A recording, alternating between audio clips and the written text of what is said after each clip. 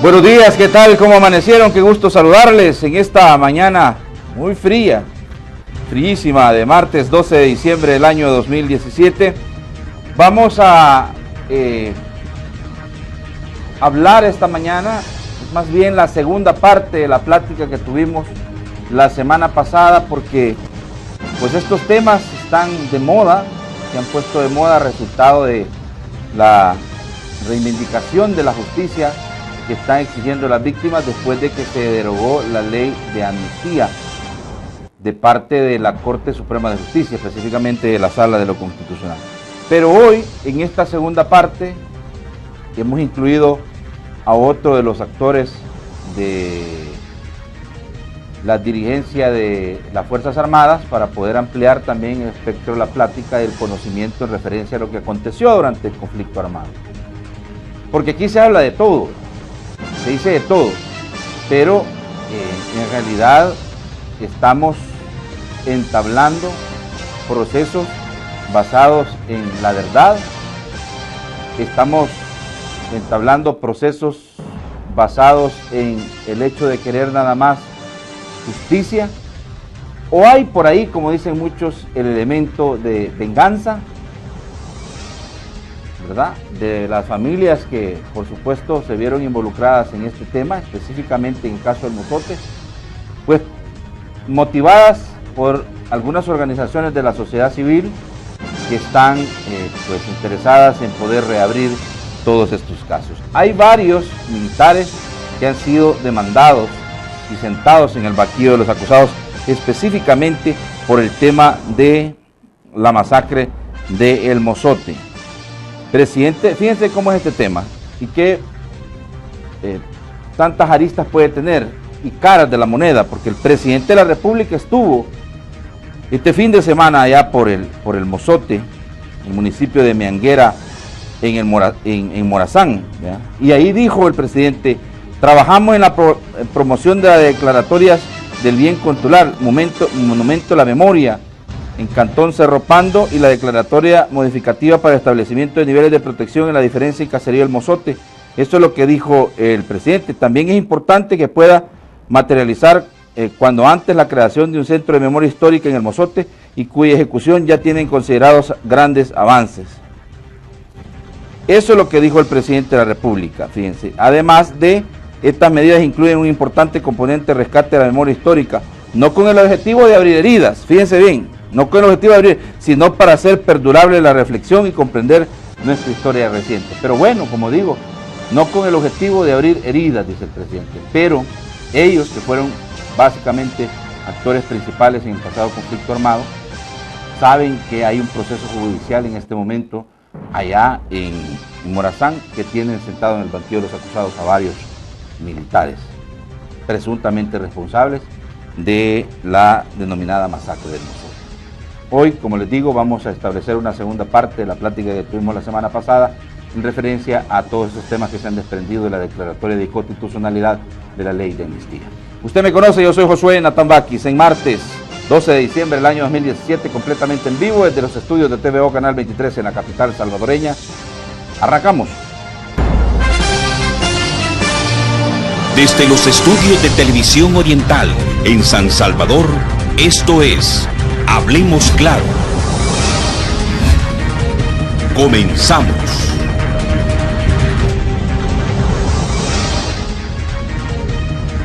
Muy bien, gracias a todos y cada uno de ustedes por su sintonía esta mañana. Quiero decirles que, y pedirles más bien dicho, que se quede con nosotros. Les prometo una muy interesante plática esta mañana y pues que se prepare para el segmento de Opinión Ciudadana, que somos el único medio exclusivo por la mañana de este tipo y este programa de este tipo que le permitimos a usted, que le damos esa herramienta valiosa para democratizar este espacio. Haga buen uso de él, por favor. Y en el Twitter mande desde ya su comentario, qué usted opina, y vamos a leerlo más adelante. @el informante X es la cuenta de Twitter, por favor, para que usted pueda mandarnos su comentario también, ¿verdad? ¿Qué les parece si antes de presentarle a los invitados de esta mañana, vamos a conocer lo que ha acontecido en las últimas horas en lo último.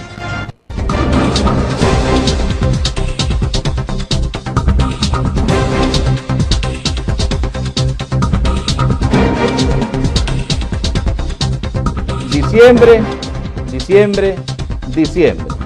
Y vean ustedes el gran cachimbazo, ¿verdad? Fatal, Avenida Federal Alemana de San Salvador, ¿verdad, producción? Muertos, Javier Rosales de 26 años y Ulises Alvarado de 18. Lo que yo no me explico es cómo en esa calle puede suceder un accidente de tal magnitud. Heridos, Yaret Segura de 2 años, Jefferson Pérez de 18, Andrés Segura de 21, Brian Ruiz de 29 y Josué Contreras de 15. Y se confirman, por supuesto, las dos víctimas, Javier Rosales de 26 y Ulises Alvarado de 18. Este fue un choque frontal, ¿verdad? Esta es la información que tenemos en referencia a este accidente de tránsito que, debo decirles, marca, ¿verdad?, lo que ya pues es la víspera de la Navidad y el plan que pretenden impulsar las autoridades para poder evitar, concientizar a la ciudadanía de evitar conducir bajo los efectos del alcohol y lo que es peor, bajo elementos distractivos, ¿verdad?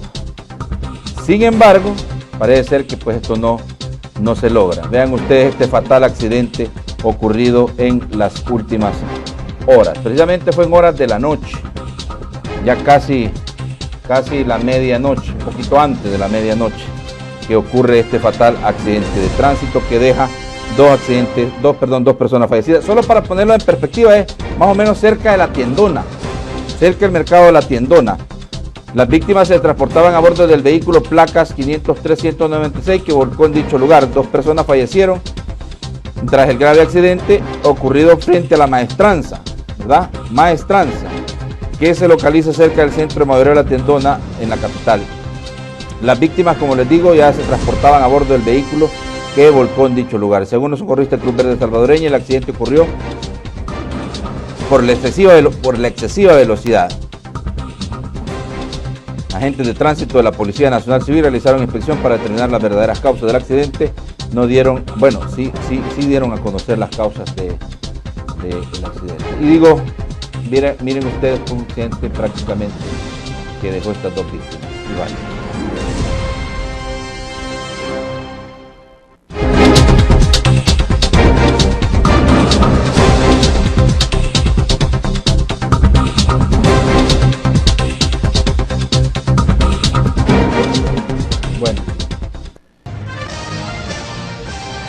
Gracias, estamos de regreso. Sí, miren, nada más quiero recordarles que hay una fuerte carga vehicular resultado de la aglomeración de personas que hay en la Basílica de Guadalupe, conocida como Ceiba de Guadalupe. Hoy es el día de la Virgen de Guadalupe, entonces hoy es día grande. Entonces ahí hay bastante personas que están moviendo comercio. Así que vamos a tener un poco de paciencia. Creo que este día pues habrá muchísimo tráfico en la zona, así que si puede tomar vías alternas, pues lo mejor es que lo haga. Porque más abajo también en la Feria Internacional, pues ustedes saben, también ahí por donde está iniciando la Manuel Enrique Araujo, también se dan algunos problemas por el semáforo, entonces complicado desde la Ceiba, siempre todas las mañanas y ahora más, porque el espacio para que los carros circulen cuando desembocas de la Panamericana se reduce por el comercio y por la gente que pues feligresía católica, sobre todo, que llega a conmemorar este día mayor de la Guadalupana, Virgen de Guadalupe, y ahí está la Basílica de Guadalupe. Muy bien, perfecto. Conmigo esta mañana me da muchísimo gusto recibirlo aquí en nuestros estudios al general Otto Romero, exministro de la Defensa Nacional. Gracias, general, por estar con nosotros. Buenos días, Natán. Muchas gracias por invitarnos y compartir este foro tan importante con usted. Este día de la Virgen de Guadalupe, su aparición en la monte de Tepeyac. Sí. Bueno. Cerro del Tepeyac. Muy bien.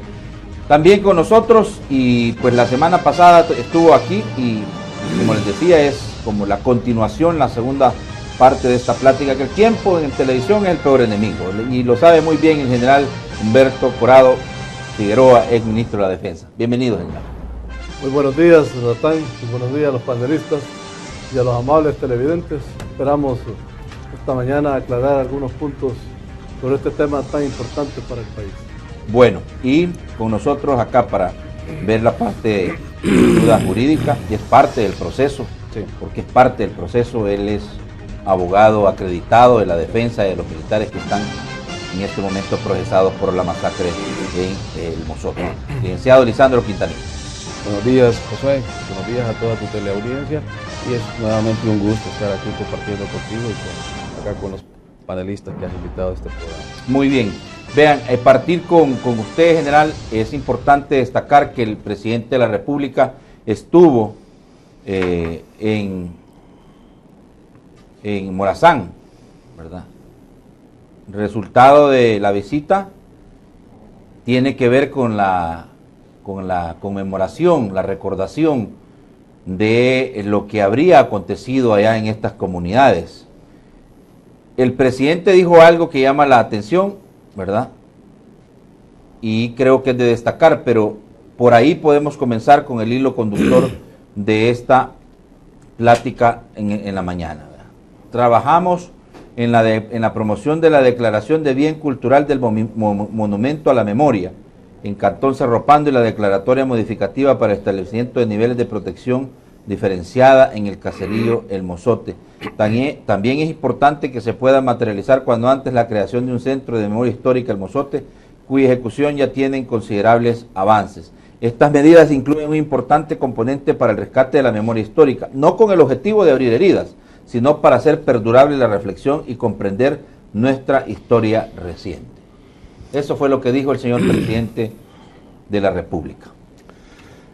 Bueno, yo creo que es importante que vean que el rol del presidente, particularmente en este caso de su presencia en el Mozote, a mí me parece que está un poco fuera de lugar, porque él como presidente es presidente de todos los salvadoreños, los que votamos y los que no votamos por él, y como tal debería todas sus políticas ir encaminadas a hacer más unida a la sociedad y no al revés, que es lo que está provocando con este tipo de acciones.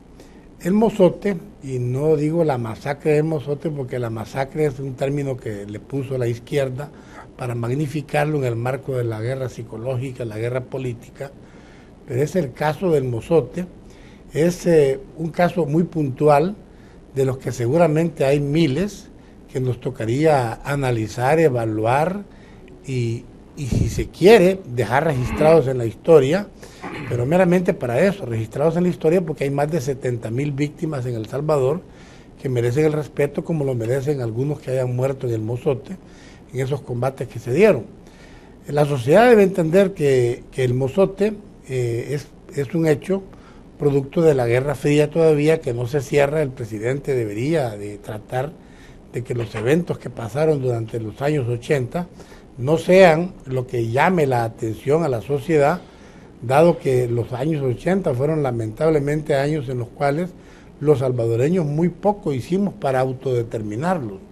Nosotros estamos siendo parte del tablero de ajedrez de la Unión Soviética y los Estados Unidos, todo el mundo lo sabe.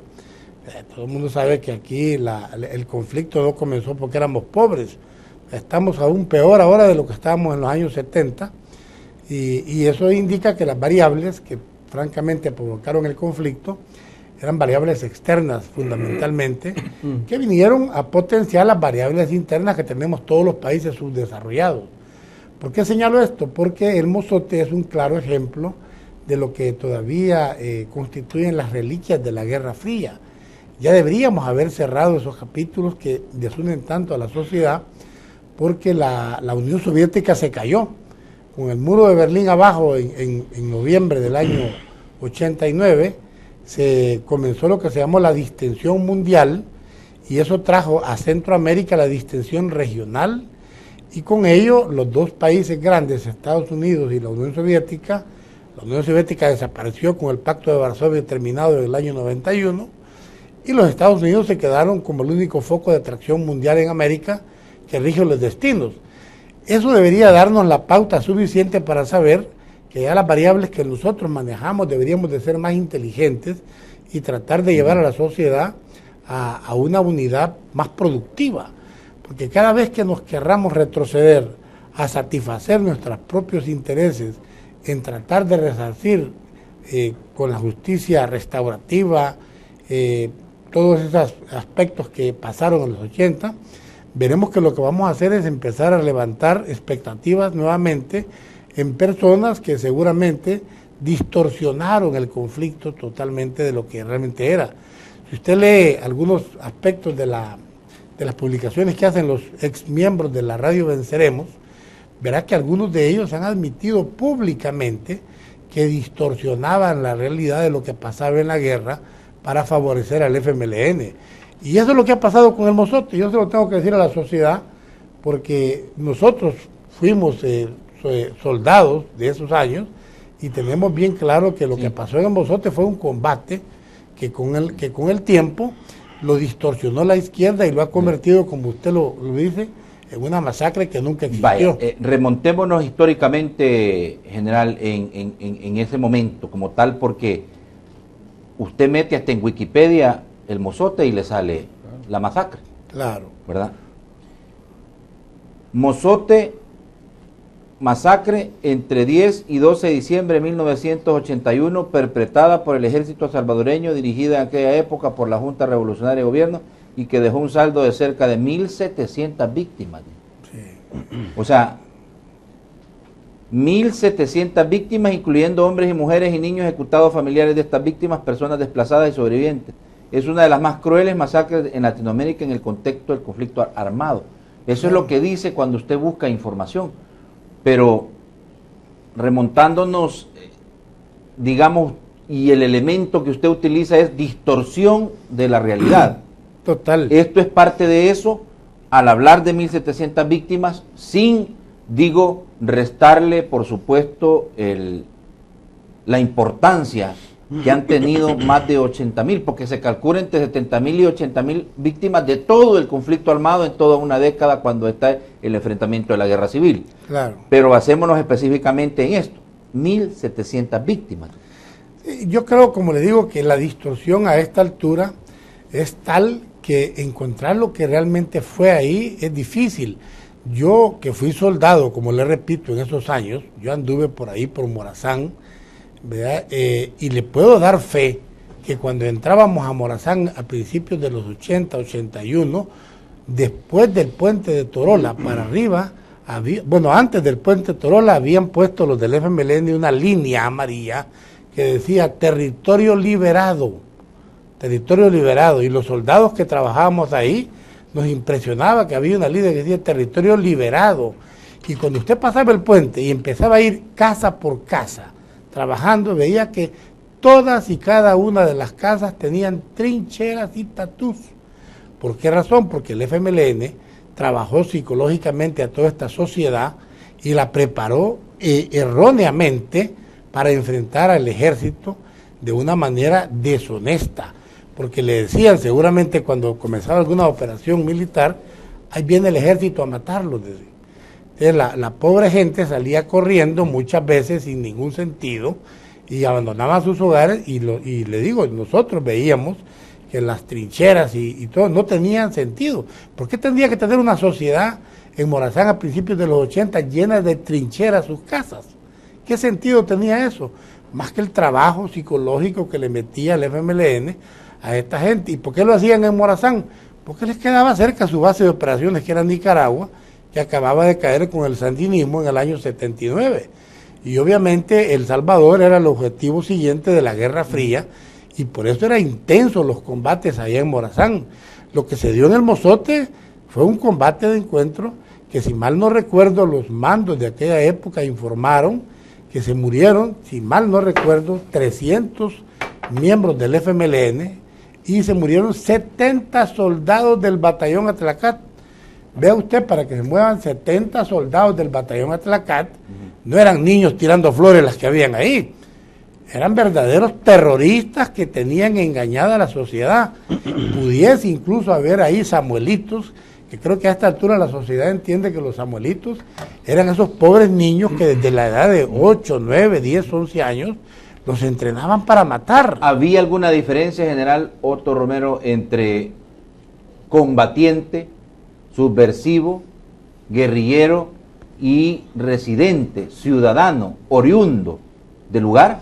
Es que en el Mozote particularmente. Es que porque debemos de hacer esa diferenciación, claro, es necesario hacerla, pues. O sea, porque si estamos poniendo en perspectiva, en el sentido cuando usted dice que casi que todas las casas tenían trincheras y tatús, es decir, entonces toda la sociedad o toda la comunidad era parte del conflicto o eran miembros de los grupos insurgentes en aquel momento. Es que era difícil, mire, era más difícil combatir al FMLN que a las maras.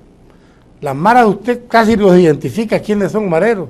El FMLN era distinto, podía ser un niño o un joven o una señora, miembro armado del FMLN, y estarle a usted vendiendo las tortillas en el puesto de mando de la tropa.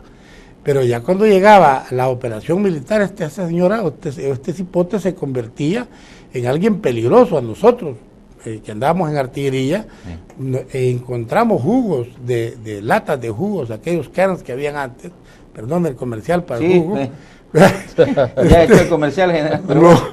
Lo encontramos encima de las llantas del obús, listo para un ataque y explotarlo. Y así le puedo narrar cosas que habían, que la sociedad, claro, como no eran soldados como nosotros, lo ve a esta altura, que hecho tan lamentable. Pero es distorsionado, es totalmente distorsionado. General Corrado, ¿y qué dice el informe de la Comisión de la Verdad sobre la masacre del Mozote particularmente? Porque yo sé que ustedes pues se han dado la tarea de leer no solo una, sino varias veces. De hecho, ahí tiene usted enfrente el informe de la Comisión de la Verdad. Sí, correcto. Mire, antes de dar algunos datos sobre este informe de la Comisión de la Verdad, al cual nosotros no le damos mucho crédito, quiero decir algo. La verdad es que el FMLN, que en ese momento no estaba constituido como los tuvo después de los años 80, sino que eran diversas organizaciones que conformaban la subversión en términos generales, habían asignado al ERP la zona norte del departamento de Morazán. Ejército Revolucionario del Pueblo. Al norte del río Torola. Mire, cuando ingresaron las primeras unidades a esas áreas a operar, ya el FMLN de la época tenía más o menos 5 años de estar trabajando. Había realizado trabajos de fortificación, de campaña, como fosos, zanjas, cubiertas antiaéreas o para artillería o morteros. Es decir, había organizado el terreno de tal forma que cualquier enfrentamiento con la Fuerza Armada, ellos ya tenían cierta ventaja en el terreno.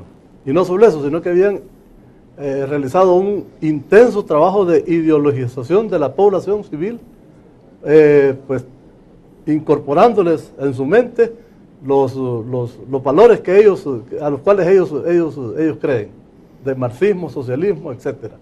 Y lógicamente anteponiendo todos esos valores que ellos profesan ante el sistema democrático que nosotros defendíamos como Fuerza Armada. Entonces, cuando la Fuerza Armada ingresó a esos territorios, no se encontró con una cantidad de población civil desarmada. La población civil que realmente no comulgaba con ellos ya había evacuado la zona hacia otras áreas del país más seguras e incluso fuera del país. Y los campesinos que se habían quedado ahí eran los apoyos que ellos tenían, porque el FMLN estaba constituido por elementos armados y por elementos de apoyo que ellos le llamaban milicianos. Aproximadamente al final de la guerra eran más o menos 12.000 armados y 100.000 milicianos que realizaban tareas logísticas, tareas de inteligencia, etc. Entonces ahí prácticamente la población que vivía al norte del río Torola ya tenía cierta formación militar y mucha formación ideológica, en contra por supuesto del sistema democrático. Entonces cuando se ingresa al área, realmente no se encontró a población civil indefensa, sino que se encontró con que podían combatir, ya tenían cierta capacidad táctica para poder enfrentar a las unidades de la Fuerza Armada. Y eso es lo que sucedió en el Mozote. Lógicamente, las fuerzas nuestras eran superiores en alguna forma y lógicamente tuvieron muchas bajas ellos y nosotros también. Pero no fue algo preconcebido que se hizo contra la población civil únicamente, sino que, como le digo, ya hubo enfrentamientos en contra de elementos debidamente entrenados. El informe de la Comisión de la Verdad, en una de las conclusiones, dice acá, porque se ha distorsionado mucho la cantidad de personas que fallecieron ahí en el área. Aquí dice, la primera conclusión. No hay de hecho una cifra exacta, se habla de, bueno, se habla de 712 víctimas, en otros informes se habla de más de 1000. Sí. Bueno, no pero hay le voy a leer aquí en la conclusión, dice, sí. Está plenamente probado que el día 11 de diciembre de 1981, unidades del batallón Atlacat dieron muerte en el caserío del Mozote a un grupo de más de 200 hombres, mujeres y niños, que constituyen la totalidad de la población civil que el día anterior habían encontrado, que se encontraban en el lugar y que desde entonces tenían supuestamente las unidades militares en su poder. O sea que aquí este informe, que está patrocinado por Naciones Unidas, habla únicamente de 200 víctimas. No habla de lugares aledaños, como ahora que se habla del Cerro Pando, de Toriles, de Ranchería, etcétera, otros cantones, sino que poco a poco la propaganda de la izquierda ha ido agregando una cantidad de víctimas para configurar ahora un caso de trascendencia internacional, tal como usted lo mencionó. Sí, de hecho, en el momento de recordación de parte del presidente, cuando llega al Mozote, durante el fin de semana se habla de masacre perpetrada entre el 10 y el 13 de diciembre de 1981 por soldados de la ahora proscrito Batallón Atlacat del Ejército, en el Mozote y las comunidades adyacentes del Pinalito, Ranchería, Los Toriles, Ocote Amarillo, Cerro Pando, La Joya, Cerro Ortiz y Arambala. Sí, pero es difícil, nosotros que conocemos el área, el terreno es bastante escabroso, bastante difícil de poderlo transitar, de tal manera que abarcar toda esa área es muy difícil para una unidad del tamaño de un batallón. Las acciones se concentraron básicamente en el área del Mozote y los alrededores, pero no en Cerro Pando, que está bien al sur, o estos otros cantones que usted ha mencionado, porque esa es un área que solamente la podría haber ocupado una unidad del tamaño de una brigada, por lo menos. Entonces hay una gran distorsión en la información, y yo creo que se hace con la intención pues de señalar a las unidades militares como únicas responsables, y como que las unidades militares actuaron en contra de población civil que no tenía participación en el conflicto, cuando realmente lo que sucedía ahí es lo que dije al principio, que ya tanto el terreno como la mente de las personas estaba preparada para resistir cualquier ataque militar. Mire, antes de darle la palabra al licenciado, porque esto es importante, es decir, lo que hemos visto de parte del gobierno del expresidente Mauricio Funes es conceptos en referencia a que, por ejemplo, el gobierno es cómplice de tratar de mantener en la sombra o escondido un hecho como este, y cuando llega un gobierno, el primer gobierno del FMLN, es que se le da un reconocimiento sobre la responsabilidad de las autoridades y iniciar un proceso de reparación y alivio de las víctimas que ha sido profundizado. Ahora dicen ellos por el gobierno del presidente Salvador Sánchez Serén. ¿Por qué le digo esto? Porque hay dos escenarios muy claros en este sentido. Es decir, todo el mundo habla de que este fue un hecho que no se puede negar, pero no tenemos información clara sobre la cantidad de víctimas que ahí pudo haber existido y las razones o motivaciones que pudo haber permitido que esto se diera. Es decir, ustedes hablan de confrontación en un conflicto armado, entre insurgencia y Fuerzas Armadas. Mire, ninguna operación militar realizada por la Fuerza Armada en el contexto de este conflicto fue por casualidad. Todas las operaciones que se planificaban y se ejecutaban era porque se perseguía un objetivo táctico o estratégico de ese momento. ¿Por qué nosotros entramos a Morazán? Porque ya parte de las fuerzas del ERP habían tomado posesión de ciertas áreas del terreno en forma ilegal. Ninguna fuerza armada irregular está autorizada por la Constitución y por las leyes a ocupar terreno, a realizar acciones ilegales, porque el gobierno legalmente constituido las va a contrarrestar por medio de su Fuerza Armada. Es decir, ya habíamos entrado en la dinámica del conflicto. Ellos estaban empeñados en ocupar esos terrenos para poder establecerse ahí estratégicamente e ir avanzando hacia el control del país para finalmente tomar el poder, y nosotros teníamos la obligación de contrarrestar todas esas acciones. De tal forma que esa era la motivación por la cual nosotros entramos a esa zona de operaciones, así como lo hicimos en Chalatenango, en Guazapa, en el norte de San Miguel, etcétera. O sea, eso está claro. Quiero terminar la idea. Sí. Pero, ¿cuál es el problema?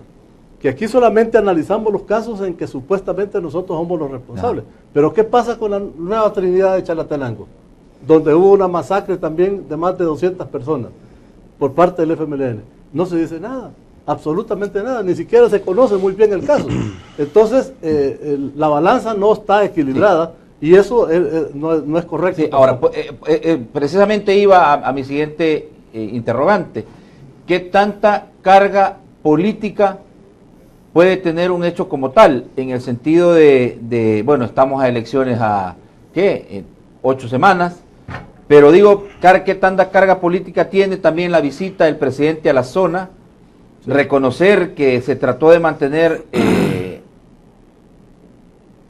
en el anonimato este hecho, y que los gobiernos de izquierda llegan y lo sacan a la luz, y no solo eso, sí, también le quieren dar la reivindicación a las víctimas. Digo, ¿qué tanta carga puede tener esto política de cara a un hecho como tal, que es la derogatoria de inconstitucionalidad y la ley de amnistía?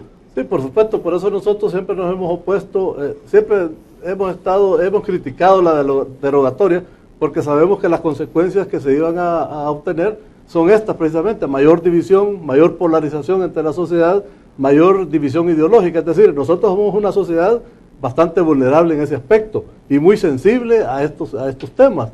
Entonces yo creo que ni el gobierno ni los demás sectores nacionales, sobre todo los sectores que son dirigentes, nos debemos atizar estas pasiones, sino que al contrario deberíamos de apaciguarlas de tal manera que hiciéramos un mea culpa todos los que nos equivocamos y nos olvidáramos del conflicto, que lo cerráramos realmente en el aspecto político, ideológico, etcétera. Porque de no ser así, cada quien va a tratar de explotar a su conveniencia estos hechos, y entonces lo que hace es seguir dividiendo la sociedad. Aquí hay sectores internacionales también interesados en que esto suceda, en que nosotros los salvadoreños sigamos divididos, que sigamos confrontados entre nosotros, y eso atenta contra el desarrollo y contra la estabilidad económica del país. Que siga el maíz a peso. Miren, luego de que julio del 2016 la Corte Suprema de Justicia, específicamente, licenciado, la Sala de lo Constitucional, derogara la ley de amnistía, un tribunal de San Francisco Gotera abrió un juicio contra 18 militares involucrados presuntamente en esta masacre, en esta matanza. Más de una veintena de testigos han declarado sobre el caso. Y seguimos con este proceso abierto. Seguimos con este proceso abierto. Mira, obviamente desde el campo jurídico, que es lo que a mí me compete, sí, pero como tú podrás entender y la teleaudiencia también puede entender, precisamente lo jurídico nos vincula a todos en todas las áreas. Es que lo jurídico está íntimamente ligado a las normas de convivencia, ¿verdad?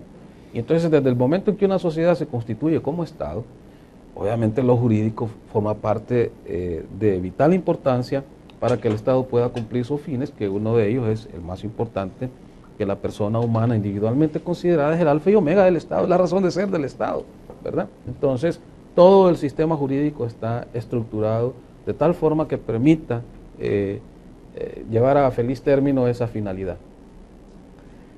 El Estado de El Salvador, a través del sistema judicial, ¿verdad?, declara inconstitucional la ley de amnistía, y esta inconstitucionalidad hace una proyección de romper un obstáculo que estaba allí desde 1993 para el juzgamiento de los delitos que están contenidos en el informe de la Comisión de la Verdad, entre otros que puedan calificarse como crímenes de guerra en el contexto de esta guerra fratricida que tuvimos, que por cierto, como dice el general Romero, nos fue impuesta externamente, aunque habían causas internas que ya vimos que no se han podido superar nunca, sino que sirvieron de pretexto para este confrontamiento y la muerte de más de 70,000 personas. Cuando se elimina ese obstáculo y viene ya la reapertura del proceso, nosotros podemos hacer dos análisis, dos escenarios. Uno, un escenario histórico, un escenario que es propio de las ciencias políticas, de la ciencia sociológica, de la ciencia de la historia, en donde se pueden reconstruir muchas argumentaciones y darte miles de explicaciones qué fue lo que sucedió ahí, desde el enfoque de la estrategia militar, desde el enfoque de estrategia de la guerrilla, desde el enfoque de la estrategia sociopolítica que en aquel momento estaba sucediendo, incluso de geopolítica, porque aquí se han mencionado algunos aspectos geográficos que permitieron esa situación de confrontación. Ahora, fíjate, desde el enfoque jurídico... Pero antes del enfoque jurídico, pero es necesario poner en perspectiva, y por eso es que ustedes están acá esta mañana en esta segunda parte del programa, porque necesitamos poner en perspectiva qué tanto es realidad y qué tanto es ciencia ficción. A eso voy. Desde el enfoque... Porque hay periodistas, inclusive, que han estado pendientes y muy pendientes de lo que está aconteciendo en el Mozote, y inclusive se han atrevido a decir que hay ciertos testimonios de los testigos que han desfilado por el estrado que hacen ver como que las cosas son simplemente increíbles. Mira, sí, desde luego, por eso voy. En un proceso penal, ¿verdad?, que está marcado estrictamente por lo jurídico, se trata de un proceso de reconstrucción histórica. No nos olvidemos, para los abogados y los que no son, aquí se los digo, el proceso penal tiene dos finalidades importantes. Uno, encontrar la verdad real, y la verdad real siempre es histórica. No vamos a hacer un proceso penal para reconstruir hechos futuros y castigar a alguien por algo que no ha sucedido. Hacemos un proceso penal para reconstruir hechos pasados, encontrar la verdad y castigar a los que resulten responsables de esa verdad. En este proceso penal que se está llevando a cabo en el juzgado segundo de primera instancia de San Francisco Gotera, resulta que ese proceso de reconstrucción histórica es totalmente diminuto y está plagado de una serie de ilegalidades. Dentro de las ilegalidades tenemos, por ejemplo, haber realizado las inspecciones y las exhumaciones de todos estos supuestos cadáveres que no sabemos, son cadáveres por supuesto, pero no sabemos en qué circunstancias murieron ni por qué estaban en ese lugar. Hacen las exhumaciones, están las osamentas y hay una contaminación de toda la cadena de custodia de todas esas evidencias, al grado de que mucha gente que participaba en ello, siempre eran alrededor de un promedio de 50 personas que participaban en cada exhumación, contaminaban las escenas, se embolsaban algunas evidencias como vainilla, restos de proyectiles, unos andaban hasta huesos en las bolsas, llegaban turistas, etc. Mira, eso fue realmente unas diligencias que no tienen la efectividad que ellos quisieran y que nosotros estamos cuestionando. En segundo lugar, cuando tú haces el proceso de reconstrucción histórica, el proceso penal debe ser de tal manera capaz de dar una respuesta. Primero, encuentran la osamenta, por decirte algo, hacer de cuenta y caso que están allá en Egipto, viendo la KB5, digamos, la tumba KB5, o sea, encontraron, dijéramos, el sitio número 1, ya, que era el convento del Mozote. Dentro del sitio número 1 está, dijéramos, un subsitio que es el 1.1, y ahí encontraron 3 osamentas. ¿Tú crees que todo ese proceso, que consta más de 70 piezas multiplicada por 200, son 14,000 folios, tú crees que en ese proceso hay una tan sola evidencia que te permite establecer que las osamentas encontradas en el sitio 1.2, por decirte algo, corresponden al niño cuya partida de nacimiento asentada en Arambala, en los municipios aledaños al Mozote? ¿Tú crees que hay una evidencia para la identificación de estas osamentas? No existe ninguna. Segundo, nunca se hizo, a pesar de que los expertos, por ejemplo, el equipo de antropología forense argentina y unos expertos estadounidenses y británicos que vinieron, recomendaron la aplicación de ADN, que en 1990 era todavía, estaba incipiente esa técnica, para poder establecer científicamente la filiación entre una osamenta y un superviviente. Tampoco se hizo todo ese proceso de identificación. Entonces, por decirte algo, las 6 osamentas que entregaron antier a la señora López, precisamente eso iba, porque que participa, a este momento todavía se siguen entregando restos. Pues sí, pero ¿cómo hacen el proceso de clasificación? ¿Cómo hacen el proceso de selección para decirte estas osamentas pertenecen a esta señora, estas osamentas pertenecen a la familia de esta persona? No hay un proceso científico que te establezca sin lugar a dudas que a quien tú estás enterrando, a quien tú estás inhumando, es precisamente tu pariente, ¿verdad? No existe ese procedimiento dentro del proceso del mozote. El juez lo sabe perfectamente bien, los fiscales lo saben perfectamente bien y los acusadores lo saben más que bien. Lo que pasa es que les conviene mantener esta discusión y esta tensión porque es dramático y llama la atención de que una persona 36 años después recupera las osamentas de sus nietecitos, de sus hermanitos. Ok, está bien, pero científicamente eso no tiene ningún argumento para sostenerlo. Ahora, aparte de estas enormes falencias... ¿Y hay técnicas modernas para poder reconocer que los restos pertenecen a una persona en particular? Claro, por supuesto. La identidad a través de pruebas de ADN, pero sí. ¿Se puede o no se puede? Por supuesto, se puede hacer una identificativa, pero ese esfuerzo no se ha hecho porque no les interesa hacerlo. ¿Ya? No les interesa hacerlo porque los resultados de ese procedimiento me atrevo a asegurar que van a ser totalmente negativos, ¿verdad? Sí. Porque es imposible establecerlo. Entonces, a estas alturas, este proceso penal de reconstrucción de lo que realmente sucedió ahí se ha quedado bastante diminuto y no es capaz de poder establecer una respuesta directa, una respuesta lógica, una respuesta coherente a lo que realmente sucedió. Tenés otro grave problema. ¿Cómo va a hacer el juez para decir que la osamenta número 78, por decirte algo, por mencionarte un número, que se encontró en el sitio 2, que era la casa del señor Márquez, y que esa osamenta que se encontró, algunas solamente eran osamentas, fue raro, me atrevo a decir que casi ninguno fue un esqueleto completo, de cabeza, de cráneo, hasta los extremos inferiores. Fue una reconstrucción de las osamentas para poder establecer un patrón. Y cuando hacen esta reconstrucción y tenés, por ejemplo, la osamenta número 78 que yo te he mencionado, que está en el sitio 2, por decirte algo, dijéramos, y que fue encontrada, en la casa de los Márquez, por mencionarte un ejemplo, ¿cómo haces para establecer quién mató a esta persona? Primero, ¿cómo murió? Si murió por disparos de arma de fuego, si le cayó el techo encima, primero, ¿cómo murió? Y segundo, ¿quién lo mató? ¿Quién lo mató? Si es que lo mataron. ¿Quién lo mató? Cuando tú oyes la veintena de testigos que han llegado, los testigos, todos, sin excepción, todos te dicen lo siguiente, como una plana aprendida, como un argumento aprendido, ¿verdad? Que se lo han dado. Miren, el 10 de diciembre, el 9 de diciembre llega el batallón Atlacac, ¿verdad? Se instalaron en Arambala, ahí mataron como a 10, luego llegaron al Mozote el 11, sacaron a toda la gente, las metieron al convento y ahí los mataron y ahí quedaron. Después se fueron aquí, se fueron acá, se fueron allá y mataron a medio mundo. Cuando les preguntas, ¿y quiénes eran? El batallón Atlacac. ¿Y cómo andaba vestidos los soldados o los pertenecientes al batallón? De verde olivo y con cascos. Con cascos, todos con cascos. Te dicen, todos los testigos te dicen con casco.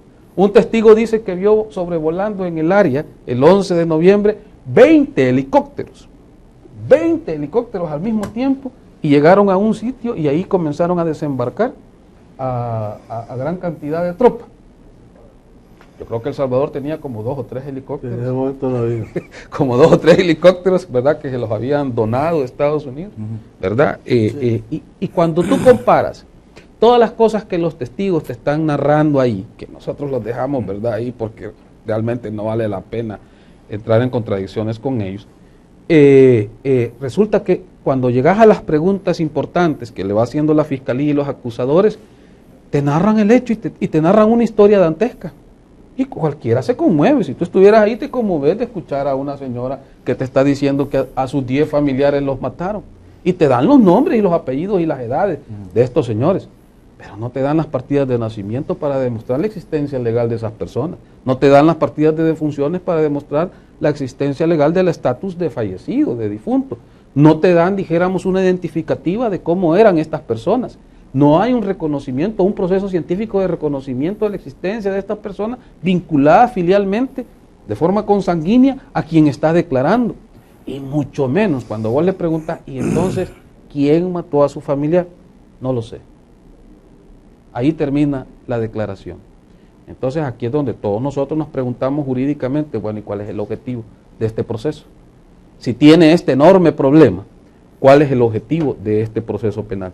Entonces yo te digo, en puridad jurídica, el juez lo que debería de hacer, es sobreseer definitivamente en este caso, porque no existe ninguna evidencia, ningún señalamiento concreto en contra de ningún oficial de la Fuerza Armada que en aquel momento ocupaba el alto mando, y menos el mando que establecía el batallón Atlacá, y menos personal de tropa que esté vinculada a la muerte de una tan sola de las tantas personas que hay ahí.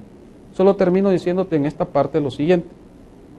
Nosotros estamos haciendo un proceso, Josué, de reconstrucción de cada una de las inspecciones y de las exhumaciones, es decir, estamos haciendo nuestra propia bitácora. En el informe de la Comisión de la Verdad hablan de 200 muertos. Cuando el equipo de antropología forense argentino, con todas sus falencias, entrega el informe de 147 personas fallecidas, ¿ok? Y hasta ahí llegaron, 147. Por eso me extraña a mí que el presidente de la República llegue al Mozote y diga, estamos conmemorando la fatídica masacre de 1000 personas. No sé de dónde se las han sacado. Y yo tengo copia de todo el expediente, te diré, porque en nuestro bufete nos caracterizamos por eso. Vemos de pe a pa hasta el último detalle, igual que los otros abogados que están acreditados. Pero no hemos encontrado un número superior a 147. Sí. Yo les decía que, bueno, las cifras se mueven entre 500, otros hablan de 700, otros hablan de 1000, otros hablan de más de 1000. Pero miren, tengo que hacer la primera pausa. Claro. Quiero dejar en perspectiva dos cosas para los generales. Fíjense que hay una cosa muy puntual que es necesario establecer al regresar de la pausa. Y tiene que ver con un hecho muy particular. Dice: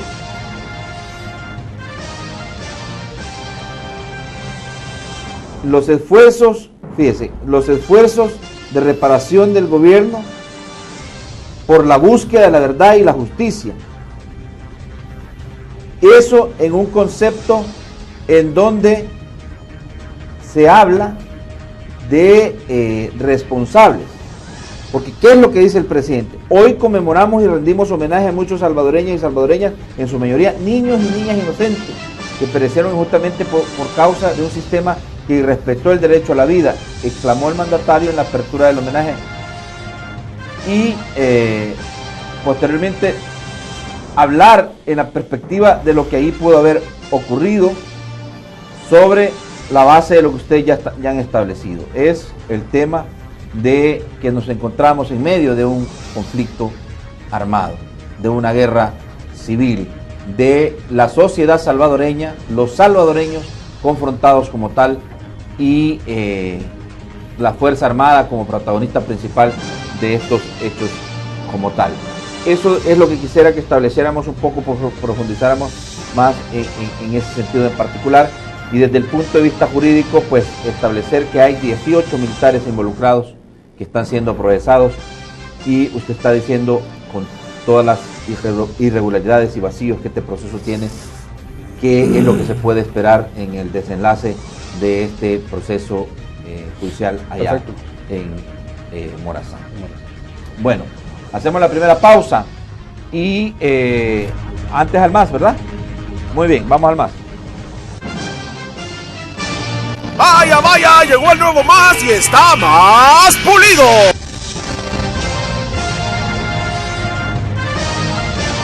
La portada del periódico Más en este martes 12 de octubre del año 2017. ¿Qué hacer ante un despido? Consejos para afrontar este traumático momento.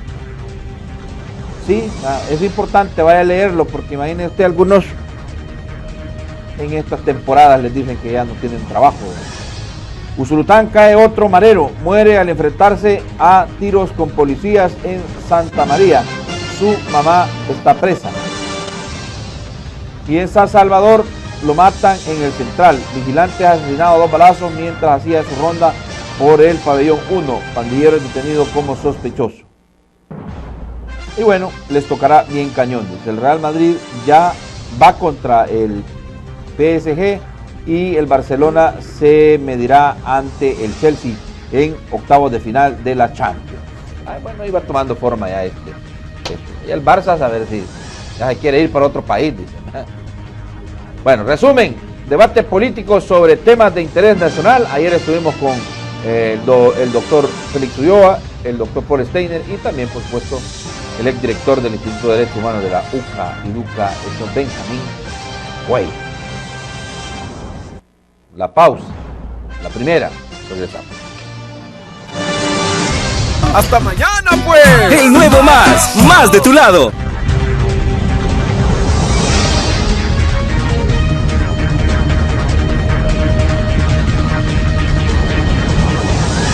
¡Vaya, vaya! Llegó el nuevo más y está más pulido. Ahí va Juan Calles, bien arreglado, desde temprano, más de tu lado. Más de tu lado te trae la divierta. Más de tu lado con la cosa que es cierta. Más de tu lado para hacer las tareas. Con más noticias contadas en 2 patadas. Más consejos para salir de aguas. Chambres más calientes. Y la diversión que más te llega. ¡Hasta mañana, pues! El nuevo más de tu lado.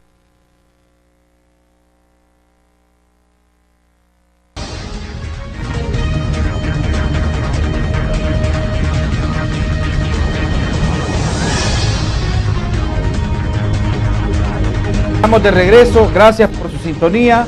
Fíjense lo que les dejaba establecido, general Romero, empiezo con usted. Este segmento dice: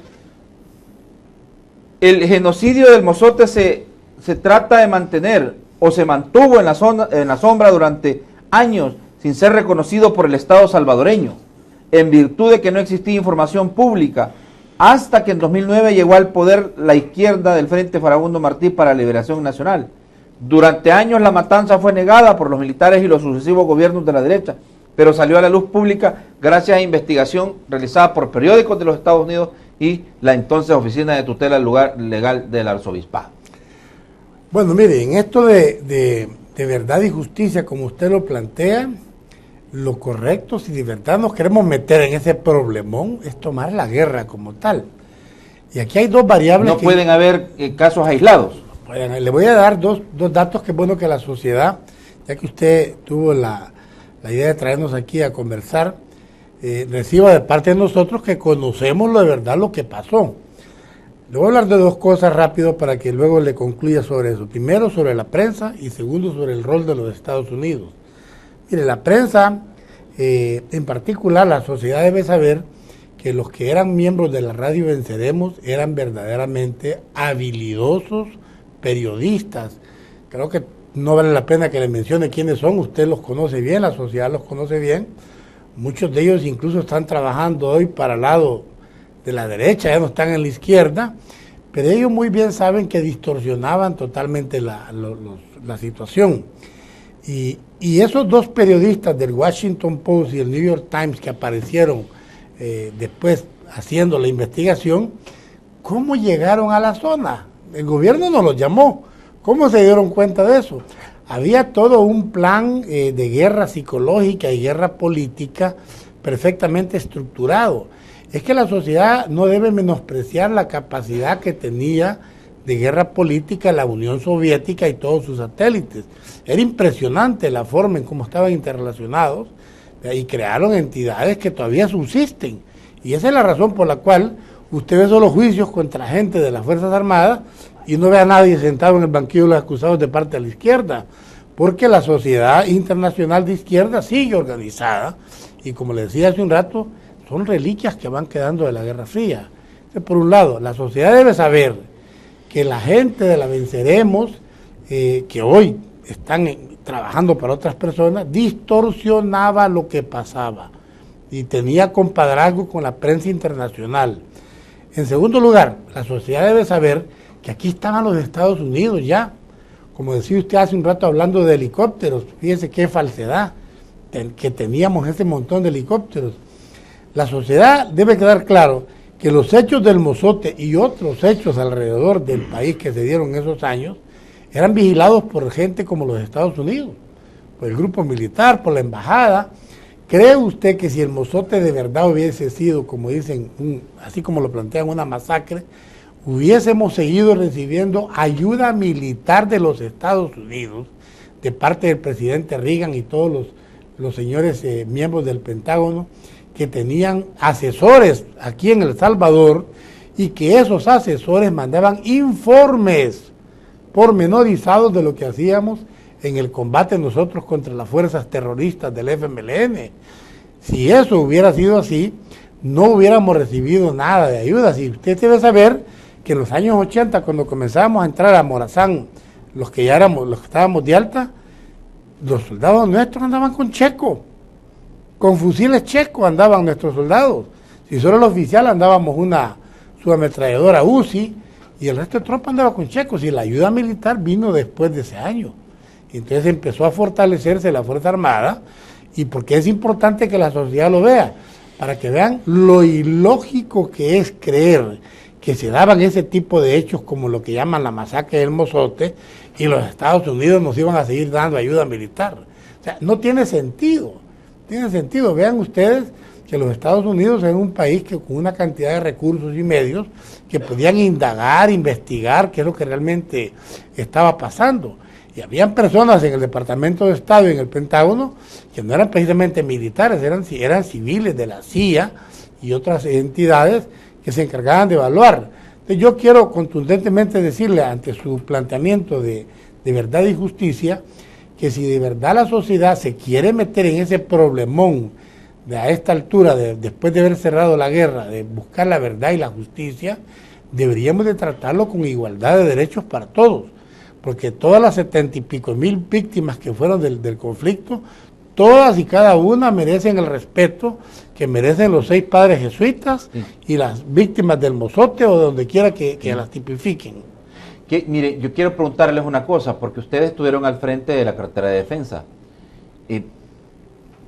¿Existe información clasificada aún en referencia a hechos como este? ¿Existe información en poder de las Fuerzas Armadas que pudieran establecer en realidad ciencia cierta qué es lo que allí podría haber ocurrido y que pues de alguna manera también ponga un escenario un poco más claro de lo que habrá ocurrido y que no estaría todavía desclasificada o no?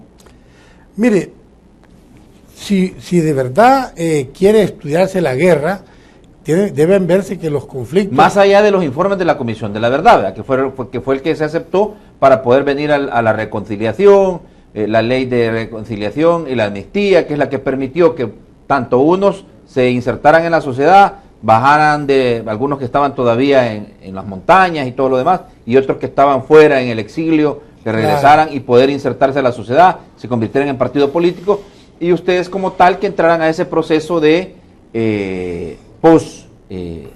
firma de acuerdo de paz. Es que hubo 4 amnistías, acuérdese.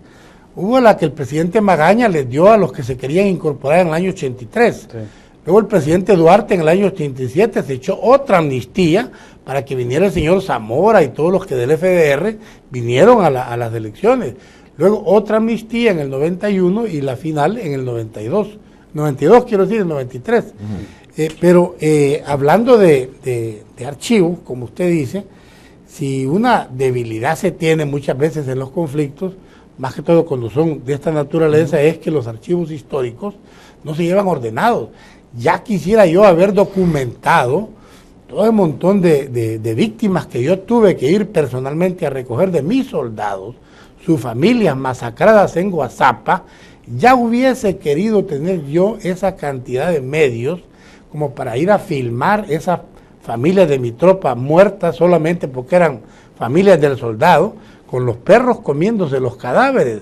Oiga, nosotros encontramos guardias y PHs sembrados en árboles sin cabeza y sin manos, producto del terrorismo del FMLN.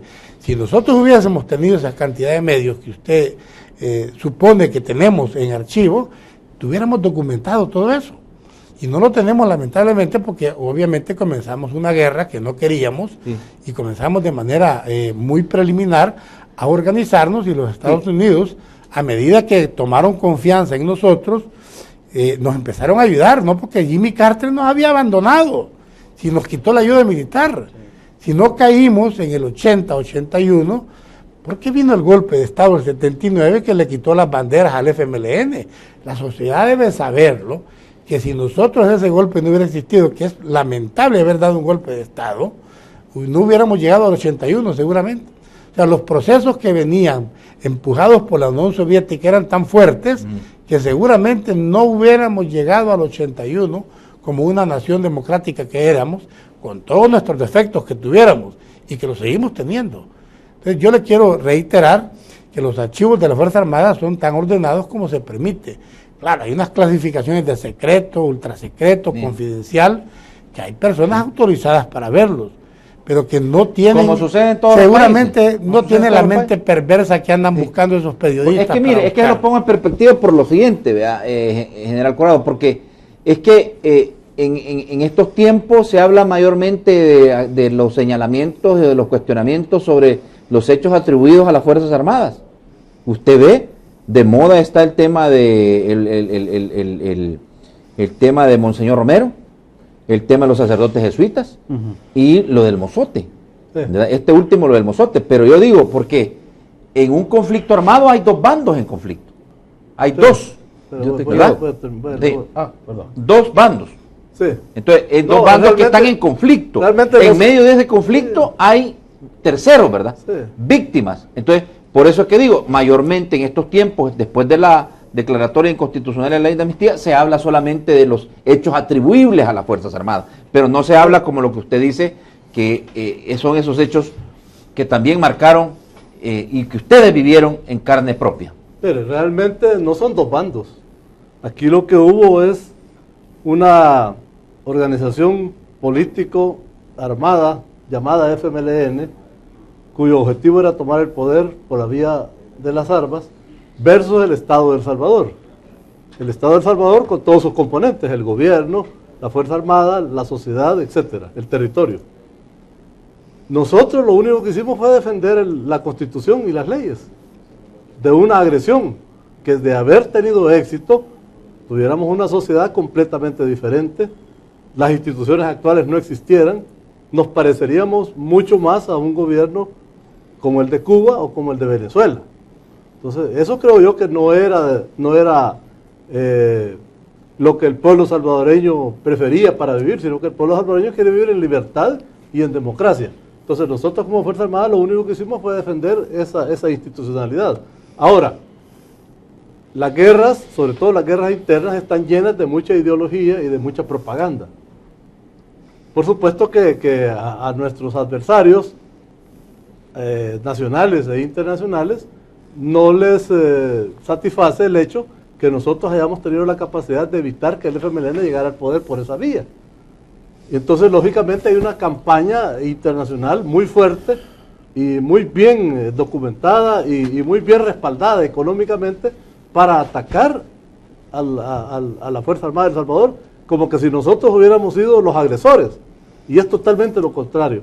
Entonces aquí hay mucha desinformación, hay muchas teorías que creen que nosotros simple y sencillamente combatíamos porque era nos satisfacía causar daño, cuando es todo lo contrario. Nosotros lo que queríamos era defender a nuestra población de esa agresión de la que estoy haciendo referencia.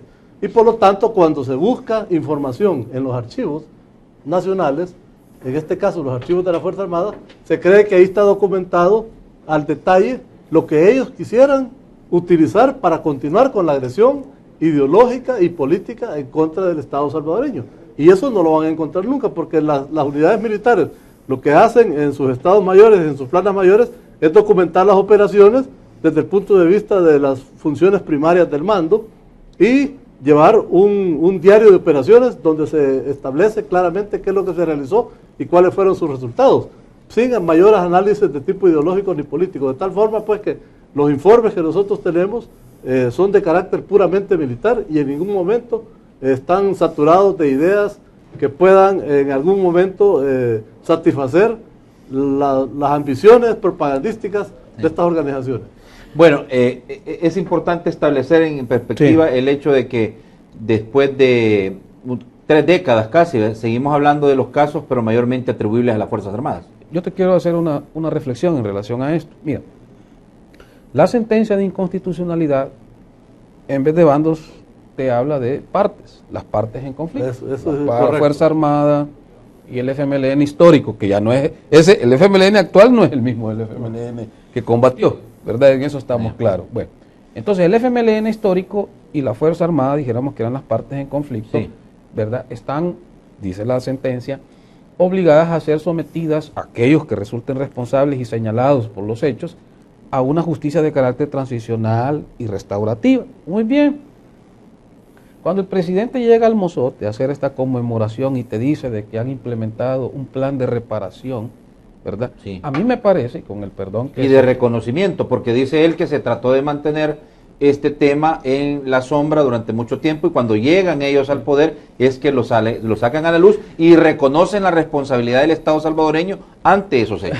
Claro, me parece que es un acto de hipocresía y te voy a decir por qué, con el respeto que se merece el señor presidente, pero me parece que es bastante hipócrita la actitud. En primer lugar, mira, al soprano no se le aplaude por aclarar su voz, ¿verdad? Es que es obligación del Ejecutivo llevar la salud a todos los habitantes de El Salvador, a todos los cantones, no solo al Mozote. Es obligación del presidente y de todo su gabinete llevar la educación y sacar del analfabetismo a todas las personas. Es obligación del presidente proveer las condiciones necesarias para el desarrollo y progreso económico y generar empleo y que la sociedad se vaya saliendo de la pobreza en la que nos encontramos. Mira, si retomamos el tema de la sentencia de inconstitucionalidad y el espíritu de esto, la única manera de creerle ese acto que llegaron a hacer en esta conmemoración es que toda la cúpula del frente que participó en la guerra, que todos los candidatos del FMLN que ahora van por alguna alcaldía, algún consejo municipal, por alguna diputación en la Asamblea Legislativa y probablemente por una presidencia de la República, deberían de confesar públicamente cada uno de los crímenes que cometieron. Porque te llevo a la siguiente reflexión. Dentro de los procesos o de los casos que están contenidos en el informe de la Comisión de la Verdad y otros que puedan ser sometidos a esta legislación especial, ¿verdad? Hay muchos atribuidos al FMLN. Dentro de esos casos, te digo, ¿cuántos conoces tú, Josué, y los amigos televidentes? ¿Cuántos casos conoce la población de crímenes de guerra acontecidos en el contexto de nuestra guerra fratricida que han sido llevados hasta el final de las etapas procesales y han condenado a fulano y a mengano por esto, sea de una parte o de otra? Ninguno. La respuesta es ninguna. ¿Y por qué sucede esto? Porque el Estado no tiene la capacidad de establecer esas responsabilidades. El único caso que llegó hasta el final y todavía está purgando una pena de 30 años es el caso Jesuitas. ¿Y por qué? Aquí se involucró el FBI, aquí se involucró el Scotland Yard. No sé si sabías tú que en ese proceso vino el Scotland Yard y colaboró en las investigaciones.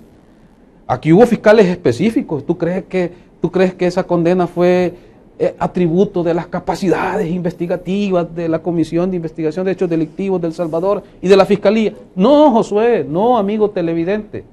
¿Sabes qué fue? La confesión de los militares. Los militares confesaron el hecho. Eso lo sabe la comunidad jesuita. Los militares confesaron el hecho. Y gracias a esa confesión, un jurado los encontró culpables de ese fatídico hecho. ¿Cuándo vas a ver tú un comandante del frente diciendo, así como los militares fueron los únicos que cumplieron los acuerdos de paz en el proceso de depuración y del desarme? Es más, se han mantenido apolíticos muchos de ellos por muchos años. Pero tú ves totalmente lo contrario en el frente. Los del frente debieron mantenerse apolíticos y sin embargo hoy tenés un presidente de la República que por ahí en algunos libros se dice que ha cometido crímenes de guerra, etcétera. Entonces, la única manera de creer que todos estos eventos no tienen un contenido de aprovechamiento electoral, de la coyuntura electoral, es que la Comandancia General del Frente se despoje de esta coraza con la que está, se sincere con el pueblo y diga, miren señores, nosotros queremos que la verdad y la justicia salga a la luz, y somos los primeros en ponernos aquí a la disposición de la justicia por estos crímenes que hemos cometido. Ahí sí les voy a creer, Josué. Ahí sí se van a ganar la credibilidad de toda la población y probablemente hasta salgan corriendo a votar por ellos. Pero estos actos son pura hipocresía, como el llanto que fue a pegar Mauricio Funes la vez pasada, ¿verdad? Qué bochornoso todo ese acto. Muy bien, vamos a hacer la segunda pausa comercial. Regresamos, una cantidad de comentarios en redes sociales que vamos a leerlos todos y también escuchar también opiniones de nuestros amigos televidentes que todas las mañanas nos bendicen con su sintonía. Regresamos, no me cambien.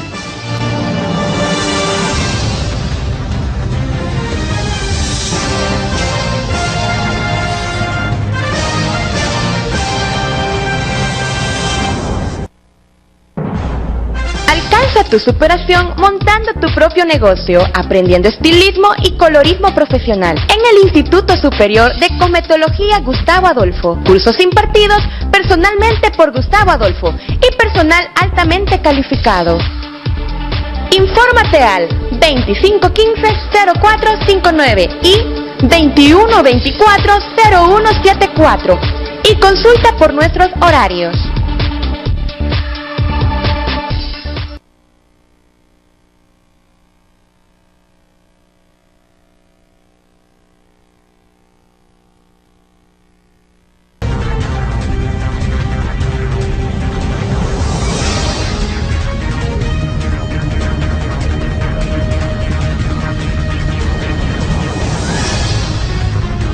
Bueno, gracias. Al teléfono para poder ir un poquito dando la perspectiva de la ruta final de la entrevista esta mañana con el general Otto Romero, el general Humberto Corado y el licenciado Quintanilla. Fíjense que han llegado muchos comentarios a nuestras redes y pues es importante también darle el espacio que meritan a quienes se toman la molestia de opinar a través de @elinformante_x. Dice, el fiscal general quiere abrir el caso de los jesuitas, el juez de Gotera el caso del Mozote, pero los militares ni el fiscal no hacen nada en los casos de Zona Rosa, alcaldes de los americanos, del helicóptero y de muchos casos más que hizo el FMLN, dice él. Don Tony dice, perdón por poner a Tojera puse a Curía, pero este señor Tojera no puede elegirse en juez en un crimen de lesa humanidad y donde todo el Estado confabuló ocultándolo. ¿Quién sabe la verdad? Es el defensor particular de aquella época, parece fue el doctor Parker, hoy diputado. ¿Tenemos llamado? Buenos días, su comentario y de dónde me llama, por favor. Su comentario muy puntual. Voy a ser breve, Natán. Gracias, adelante. Mira, el FMLN ahorita está tomando una revancha, saben de que van fuera del poder. Después van a estar sentados todos ahí, Juan Medrano, Sánchez Serén, todos los líderes del FMLN van a estar sentados porque también los van a acusar por asesinatos y crímenes de guerra. Entonces hay que esperar a que la justicia también tiene su momento. Muchas gracias. Bien, más comentarios. Buenos días, adelante con su comentario. Buenos días. Adelante. Cuando mis hermanos me metían castigado al cuartel, estuve en la primera brigada durante año y medio con mi hermano Juan Carlos. La masacre de la Bermuda es una realidad. Allá la guerrilla masacró a más de 20 familias en las Bermudas porque le dieron comida a unas unidades del batallón Belloso que pasaban por ahí para un operativo. Una señora, madre de uno de los marines que mataron en la Zona Rosa, Leonel Gómez Piden, la contactó, pero personas del partido de gobierno en ese entonces, Arena, no quisieron hacer nada para que esa señora viniera, porque ella quería indagar cómo es que habían asesinado a su hijo. ¿Cuál es el problema? Que ustedes, los militares, no se han preocupado por querer realzar esas situaciones, y no es que cosa de venganza, es cosa de justicia. Mientras estos sinvergüenzas del FMLN, porque estos no son más que unos sinvergüenzas, Ramiro y su séquito, mientras estos tengan la oportunidad de estar atacando la institución armada, lo van a hacer. Pero recuerden algo bien claro, el uniforme no ha sido hecho ni para ser ladrón ni para ser asesino. Pasen buen día. Buenos días, adelante con su comentario. Buenos días, ¿de dónde me llama? De Santa Ana. Adelante. me quiero referir al problema de nosotros. Yo soy un ciudadano común y corriente. Aquí en Santana anda mucha gente sobreviviente del mozote que están en su edad entre 80 y 85 años. Ellos dicen verse venidos porque la guerrilla le mató a sus hijos ahí en el mozote. Entonces la Fuerza Armada, después de que hicieron la mataron de sus hijos, dice, la Fuerza Armada sacó 30 soldados que la guerrilla los hizo todos despellejados. Después eso fue la trampa para que cayera en la masacre de la Fuerza Armada. Eso no lo dicen. Esos señores están completamente con ganas de testiguar este caso. Muy bien, gracias. Bueno, Elena Rivas dice, decían en los tiempos de la guerra que los militares eran una familia, pero nadie ha hecho nada por pedir justicia por el asesinato de la hija del coronel Casanova Bejar, una joven inocente sin posibilidades de defenderse. Rocío, ni los exguerrilleros, pero tampoco los militares han dicho, aquí estamos, investíguennos. Pero aunque lo digan, la FGR está obligada a hacerlo, dice. Enoc Vega, mejor pregunta, ¿cuánta información han desaparecido? Dice. Santos dice, ¿qué sabe Estados Unidos y puede revelar como lo pide este congresista? Dice. Y nos manda una nota del Faro. ¿Tenemos llamado o no? Buenos días, su comentario, ¿de dónde me llama? De Ciudad Arce. Adelante, amigo. Sabe, las guerras siempre son conflictos donde muere todo tipo de personas. Yo creo que justificar de que los demás eran monjes y los militares eran agresivos es injusto a esta altura. Sobre todo porque el país sufrió una agresión externa y los militares lo único que hicieron fue defender el país. Ahora se busca la manera de demostrar que acuerdos de paz no han habido y que de esta manera nos están castigando a la gente que defendió nuestro país. Muchas gracias. Gracias. Buenos días, su comentario, ¿de dónde me llama? Buenos días, te llamo Diego Zulután, Matán, un saludo a los señores que están ahí. Adelante. Bueno, yo pienso de que este asunto de la masacre de nosotros es un caballito de Troya que ha estado agarrando el FMLN. Mi esposa en Concepción de Ataco y muchas familias fueron masacradas, mi suegro fue masacrado allá en Concepción de Ataco por la guerrilla por no incorporarse ellos al frente. Entonces, ¿por qué ahora no tienen cuando tengan sus grupos de fachada que andan pegando, que la amnistía, cuando les toque a ellos, que es cierto que hay un montón de señoras que andan gritando en la calle, que van a querer también que metan preso a los del FMLN? Son recuerdos que ya no deberíamos de traerlos nosotros al presente, hombre. Son cosas que ya sucedieron en la guerra, por eso se llama guerra. Entonces deberíamos de vivir en paz, en tranquilidad, sin estar molestándoles, porque saben una cosa, esta situación al FMLN se le va a convertir como en boomerang, porque hoy les toca a los militares, mañana les va a tocar a ellos, y lo que van a hacer ellos es huir para Venezuela o ir para Cuba. Entonces, o como hizo este señor presidente que se fue para Nicaragua, esa es la salida de ellos. Muy bien. Buenos días, su comentario, ¿y de dónde me llama? Buenos días, Matán, me llamo de San Salvador. Adelante, amiga. Bueno, lo que yo tengo que decir es que en El Salvador tiene que prevalecer la justicia, de la misma manera que hay que juzgar a estos militares que cometieron esa masacre contra los sacerdotes jesuitas y las dos mujeres. Y los militares, nosotros que vivimos en esa época recordamos el terror que los militares establecieron en el país. Mataban a cualquiera por cualquier idea. Acuérdense que tuvieron a Dabuizón ahí señalando a la gente. De la misma manera, y cada gente que señalaba a Dabuizón la mataban. De la misma manera, también los otros de la izquierda tienen que hacerle juicio, pero no pueden decirse que de la única forma de tener credibilidad es que juzguen a los izquierdistas. Hay que juzgar a los militares por todas las masacres que ellos cometieron y el crimen de lesa humanidad contra los jesuitas no puede quedar impune. Gracias. Muy amable. Buenos días, su comentario, ¿y de dónde me llama? De San Salvador, Matán. Adelante, amigo. Gracias, muy fino. Sí, la realidad es que en la época del militarismo se vivió un ambiente completamente diferente, porque la esperanza de todas y todos era de que íbamos a cambiar, pero los que cambiaron fueron, como dicen ahí los señores militares, cambió la cúpula de frente, pero la esencia, el espectro de la sociedad, estamos comiendo quizás los todos, para ser un poco más sensato. esto. Y lo otro, pues la economía que está ahorita está, pero por los suelos. Yo espero que la conciliación sea el vehículo, pues, o el taxi, que tienen que abordar tanto el frente como el ejército. Y el gobierno no puede rencores. Entonces, con ello no vamos a resolver problemas económicos, no vamos a resolver absolutamente nada. Muy bien, gracias. Buenos días, su comentario, ¿de dónde me llama? Le llamo de aquí, de Solután. Adelante, amigo. Yo diría una cosa, que por qué estar tratando de remover cosas del pasado, cuando se sabe de que vivimos una guerra y que ambos bandos, ¿verdad?, tuvieron que cometer atropellos, pues, porque de todo es conocido, pues, ¿verdad?, que los señores hicieron grandes secuestros. Es más, secuestraban, pedían dinero y lo mataban a la persona. Todos los del frente, pues, y se lo está diciendo un excombatiente, ¿verdad? Entonces, por eso yo diría de que ya el pueblo está cansado de ver cosas, de que ya no tiene sentido, pues, estarlas removiendo cuando nosotros de masacre o de muerte las estamos viendo a diario. Entonces, eso debería estar haciendo el gobierno, tratar de investigar lo que se está haciendo ahorita, hoy. El hoy, vivir el hoy, pues el presente.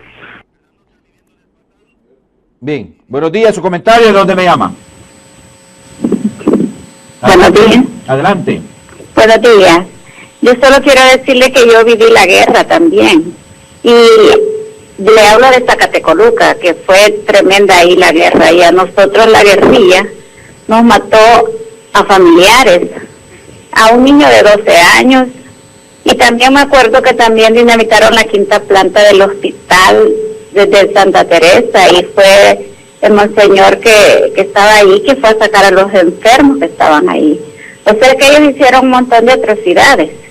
Lo que yo le quiero decir es que yo pienso que si no hubiera estado la Fuerza Armada para defendernos, no sé qué hubiera pasado con nosotros. Bueno, gracias. No voy a recibir más llamados, están sonando las líneas, pero ya voy corriendo. Juan Carlos Sura dice, ¿está diciendo el coronel Otto Romero que Pablo Lugar distorsionó la masacre del Mozote, o que periodistas de la Venceremos que hoy están hasta trabajando para la derecha se refiere? ¿O a qué periodista? Oscar Orellana de mi estimado, deberías invitar al periodista de El Faro, @Raudaz, que te cuente lo que han escuchado en ese juicio. Duele ver cómo niegan que hasta se ríen, dice. Don Tony, con respetuoso, Sánchez Serén y Acuría Cristiani, nadie puede hablar de perdón sin saber la verdad, nadie puede hablar de las víctimas y de sus familiares, es la ley. Lilian Flores, el embajador de entonces, don Neto Rivas, confesó y pidió perdón por haber ocultado la masacre del Mozote, pues así se lo pidió el gobierno de entonces, ¿cómo seguirlo negando?